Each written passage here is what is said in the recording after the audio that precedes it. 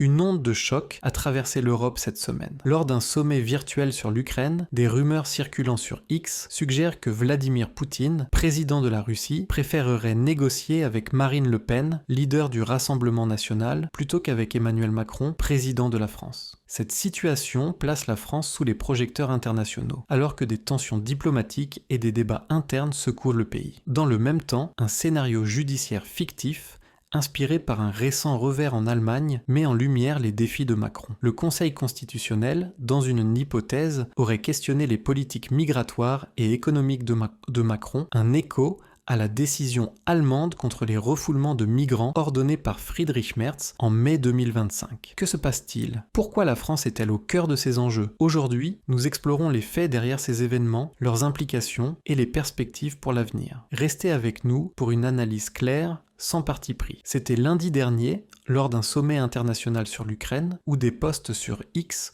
ont rapporté que Poutine aurait exprimé une préférence pour des leaders souverainistes comme Le Pen, qualifiant Macron d'aligné sur les intérêts de l'OTAN et de Washington. Bien que non confirmée, cette rumeur a déclenché un vif débat en France. Le Pen, figure de proue du Rassemblement national, a saisi cette opportunité pour souligner les faiblesses de la diplomatie macronienne. Lors d'un discours à la fête de la victoire, dans le Loiret en juin 2025, elle a déclaré « La France doit défendre ses intérêts nationaux, pas suivre aveuglément les ordres de l'OTAN et de Bruxelles ». Ces propos, relayés sur X, résonnent avec une partie des Français préoccupés par l'influence croissante des institutions internationales sur la politique nationale. Le contexte international est tendu. La Hongrie, sous la direction de Viktor Orban, allié de Le Pen, a menacé de quitter l'OTAN, un geste qui a secoué le secrétaire général Mark Rutte. Selon The European Conservative, Orban critique l'approche belliqueuse de l'Alliance, affirmant que la Hongrie ne veut pas s'engager dans un conflit avec la Russie. Cette menace,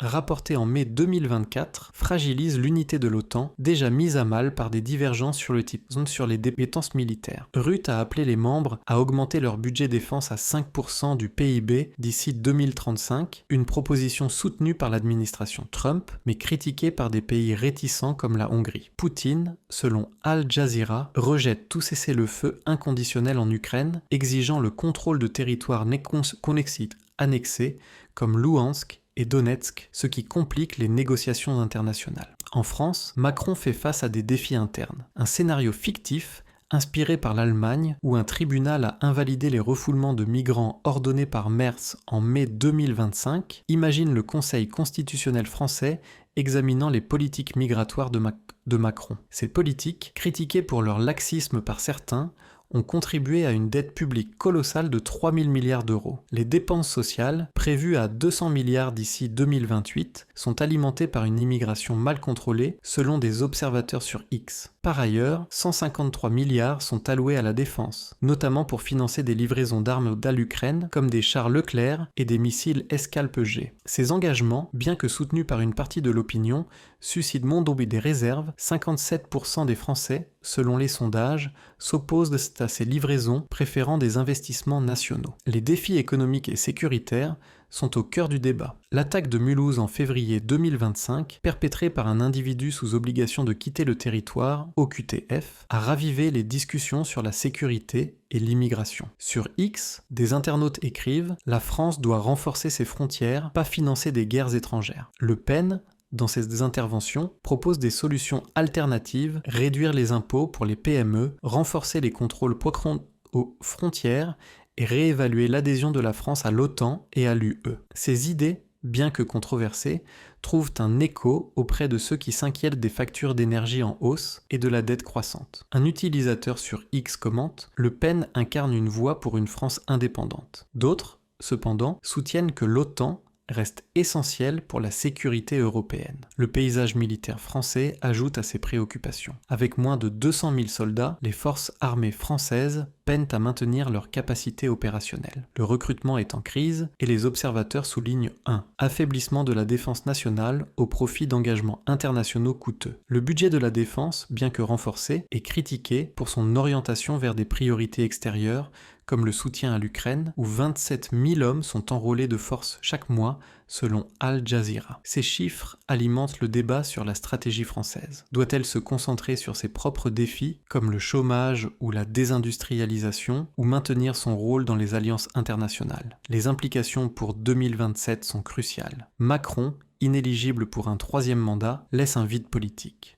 Le Pen, soutenu par Orban et d'autres leaders souverainistes, se positionne comme une alternative. Son programme met l'accent sur la souveraineté nationale, la réduction des engagements internationaux et une politique économique centrée sur les Français. Sur X, les discussions sont vives. La France doit-elle suivre l'OTAN ou défendre ses intérêts, écrit un utilisateur. Un autre ajoute « 2027 sera un tournant pour la France ». Ces débats reflètent une société divisée où les priorités nationales et internationales s'opposent. Le Pen capitalise sur ces tensions, mais ses propositions divisent. Certains y voient non une chance de renouveau, d'autres un risque d'isolement. Les dynamiques internationales compliquent encore la situation. La menace d'Orban de quitter l'OTAN, rapportée par The European Conservative, met en lumière les fractures au sein de l'Alliance. Rutte, confronté à des pressions croissantes, doit jongler avec les exigences de Washington et les réticences européennes. Poutine, quant à lui, exploite ces divisions, préférant dialoguer avec des leaders qui partagent ta vision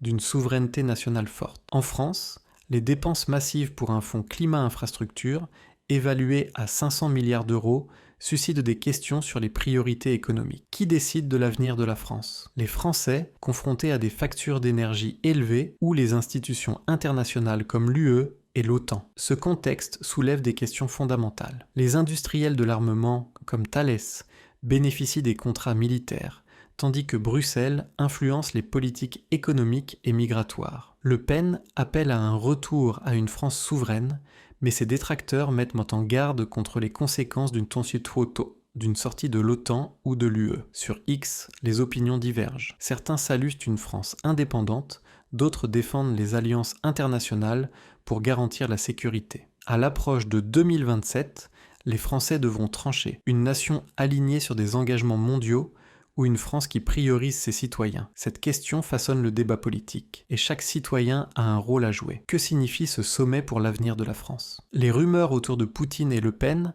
bien que non confirmées, mettent en lumière les tensions diplomatiques. Le scénario judiciaire fictif, inspiré par l'Allemagne, souligne les défis internes de Macron. Les Français, confrontés à une dette croissante et à des défis sécuritaires, attendent des réponses. Le Pen propose une vision souverainiste, mais les enjeux sont complexes. C'est à vous de réfléchir. Quelle France voulez-vous pour 2027? Une nation intégrée dans les alliances internationales ou une France qui défend d'abord ses intérêts? Écrivez dans les commentaires. Que pensez-vous de ces événements et des propositions de Le Pen? Partagez cette vidéo, abonnez-vous à la chaîne et restez avec nous. Chaque jour, nous explorons les faits pour une France informée.